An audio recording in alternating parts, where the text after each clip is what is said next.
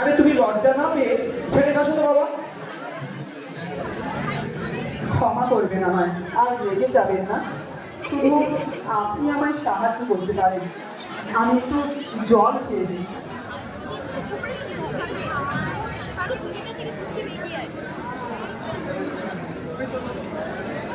মনে হয় আবার টাকা চাইতে আসছে। এক কানা করিও দেবো না, এক কানা করিও দেবো না।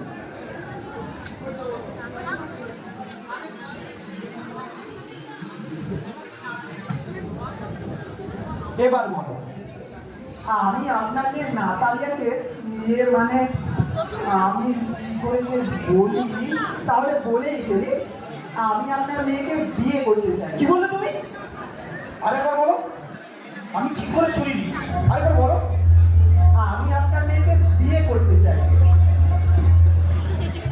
আরে তুমি আগে বলোনি কেন? আরে এ তো খুশির কথা।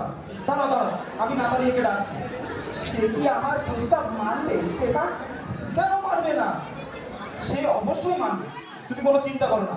অবশ্যই। অমিতদার গলা না? অমিতদার গলা। খুব ঠান্ডা। শোন শোন।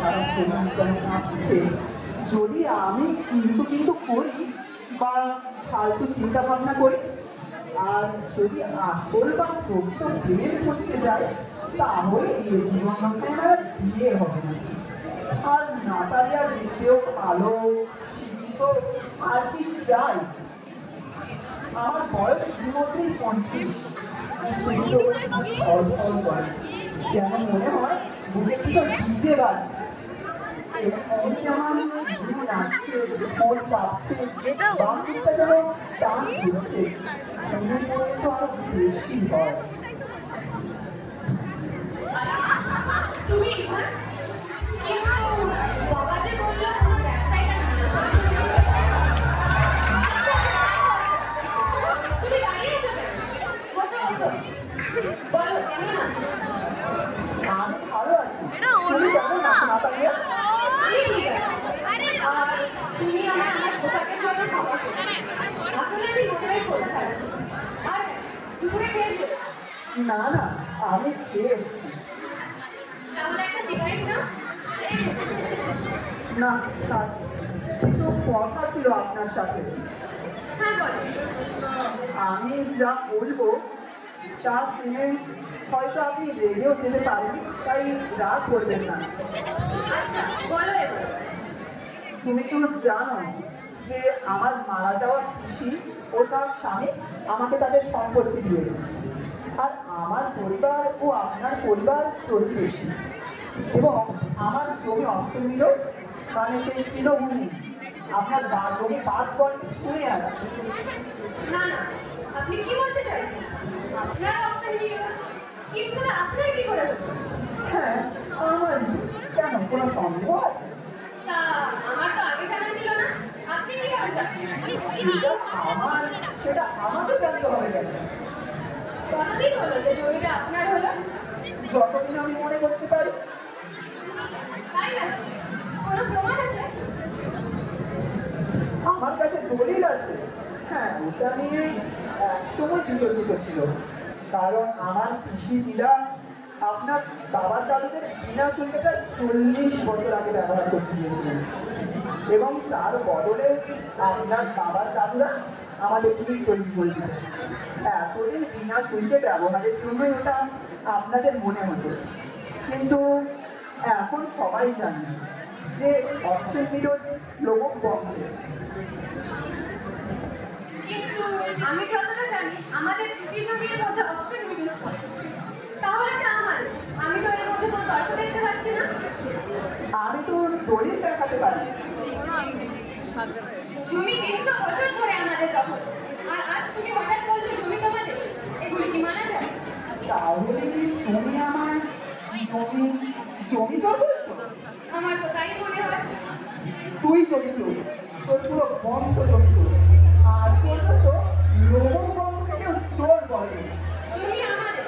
না আমাদের, না আমাদের। বলছি তো আমাদের। আরে আরে, তোরা চিন্তা করছিস না?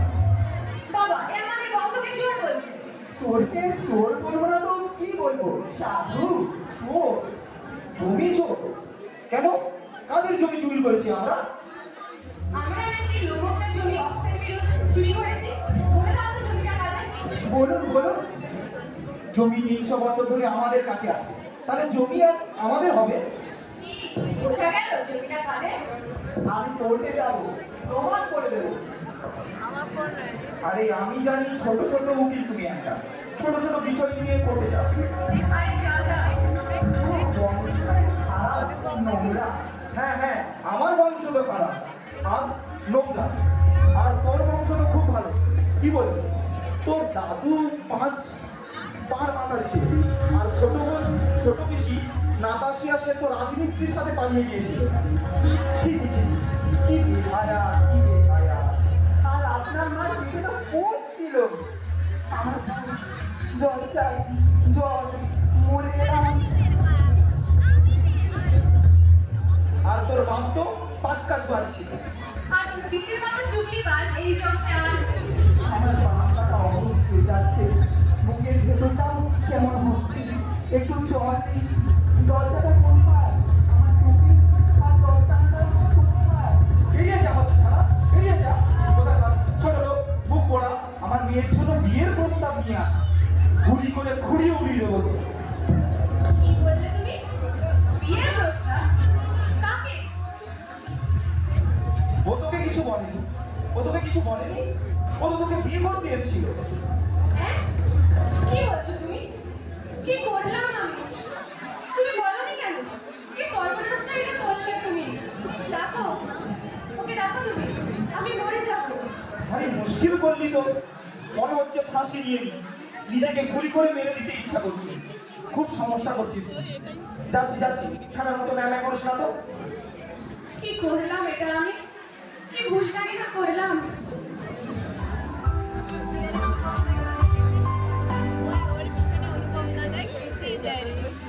আসছে জানোয়ারটা, আমি কথা বলবো না, তুই গিয়ে বল।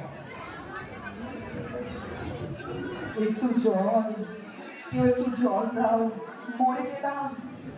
বসে বসে এই নাও চল। আমার ভুল হয়ে গেছে, আমার মনে ছিল না। হ্যাঁ সত্যি জমিটা তোমাদের। ও জমির কোনো মূল্য নেই, কিন্তু সত্যি যেটা সত্যি, জমি আমার। একে যে কিভাবে বিয়ের কথা তুই নিয়ে আসি। আর একটু জল। তুমি এবারে শিকারে যাবে? হ্যাঁ যাবো। তুমি জানো আমার যে কুকুর তার পা ভেঙে গেছে।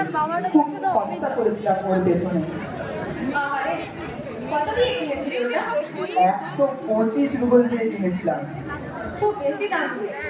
যাই বলো, তোমার গেজের থেকে আমার স্কুইজার অনেক ভালো। মজা করছো তুমি আমার সাথে? জানো না তোমার স্কুইজারের ওপরের ছোঁয়ার বড় নিচেরটা থেকে ও তো খারাপ শিকারী। আপনি কি মেপে দেখেছেন? তুমি তো তাহলে কুকুরের জাতের সম্বন্ধে কিছুই জানো না। প্রথমত আমাদের স্কুইজার বিশুদ্ধ প্রজাতি, হার্নেস আর চিজ লেভেল সন্তান। আর তোমার কুকুর তো বংশের ঠিক ঠিকানা নেই, সে বড় আর কুলসি। হ্যাঁ আমার বেশ বুড়ো, কিন্তু ওর বদলে 5টা স্কুইজার দিলেও আমি নেবো না।